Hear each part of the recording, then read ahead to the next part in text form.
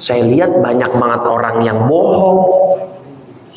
Banyak orang yang bohong. Kalau saya bohong mungkin saya selamat sehari dua hari, tapi kalau Allah murka, kalau Allah marah, wah makin lebih akan berantakan ini urusan. Satu orang ini bernama Ka'ab bin Malik. Beliau sahabat Nabi yang soleh, banyak disanjung oleh sahabat yang lain, gitu ya. Nah, beliau ikut dalam malam Baiat Aqabah.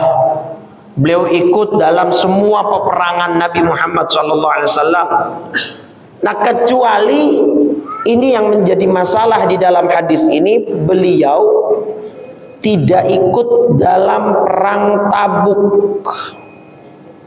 Ya, perang Tabuk. Jangan ganti U-nya pakai O. Banyak. Kemudian Ka'ab bin Malik ini ketika Nabi sudah mulai akan menyiapkan pasukan, gitu ya, akan menyiapkan pasukan, ini Ka'ab bin Malik ikut-ikutan kumpul, ikut-ikutan rapat, ikut-ikutan diskusi, gitu ya. Hingga pada saatnya tiba Nabi berangkat, beliau nggak ikut. Beliau tidak ikut serta dalam perang Tabuk. Yang perlu dipahami, di dalam Islam ketika sudah ada perintah jihad, sudah ada perintah perang, apalagi Nabi yang memerintahkan, ya tentunya dari Allah. Terlebih perang itu nabinya sendiri ikut. Nah, ini perang Tabuk nabinya ngikut. Karena ada beberapa perang yang memang nabinya sendiri nggak ikut, tapi beliau hanya mengutus pasukan-pasukan kaum muslimin. Semua wajib ikut, ya, yang sesuai dengan kriteria, tentunya bukan anak-anak, bukan wanita. Di dalam bab fikih dibahas itu. Ya, kemudian tidak sakit, tidak tua haram, ya, tidak tua renta yang malah akan merepotkan barisan pasukan muslim. Selain itu wajib berangkat, gitu kan? Nah, ini Ka'ab bin Malik nggak berangkat, nggak ikut, padahal nggak sakit, padahal nggak ada uzur yang lain. Pokoknya ya mungkin segen aja berangkat gitu, males. Tapi begitu Nabi udah berangkat dengan pasukan muslim yang begitu banyak, jadi perang Tabuk ini cukup banyak, ya, pasukan Islam itu cukup banyak, ya, pasukan Islam itu banyak. Sampai dalam redaksi hadisnya nanti ada kalimat, itu orang yang nggak ikut, kalau nggak ada wahyu dari Allah nggak akan ketahuan sebenarnya. Artinya kalau banyak yang berangkat kan nyaru. Siapa yang Nabi emang mau ngabsen atu-atu ratusan pasukan Islam? Ini nggak ikut, nggak, ini perang udah satu-satu, nggak mungkin. Nah, itulah mungkin juga yang menyebabkan, ya, kata Imam Ka'ab bin Malik ini ada rasa malas, segan. Ketika pasukan Islam udah berangkat dengan Nabi, itu Ka'ab bin Malik tersisa hanya, kata beliau, kurang lebih yang gak ikut perang itu 80 orang. 80 orang. 80 orang ini, kata beliau, yang tersisa, yang gak ikut perang, itu gak ada satupun yang bisa dijadikan uswah, teladan. Ya, artinya ya tinggal aki-aki, tinggal orang yang sakit, tinggal nggak ada yang bisa dijadikan pemimpin sementara untuk memimpin di kota tersebut Madinah yang nggak ikut perang, gitu kira-kira. Nyambung sampai sini sudah? Baik. Peranglah Nabi. Nah, ketika Nabi sudah sampai di Tabuk, Nabi tanya, ya, ini sudah Nabi sudah sampai di Tabuk, baru Nabi sadar bahwa Ka'ab nggak ikut. Mana Ka'ab? Nabi tanya.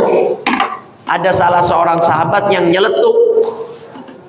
Dia ditahan sama selimutnya. Ditahan sama selimutnya berarti apa maksudnya? Tidur, malas, kekepan selimut. Ada sahabat yang lain coba ngebela, jangan macam-macam ngomong tentang Ka'ab.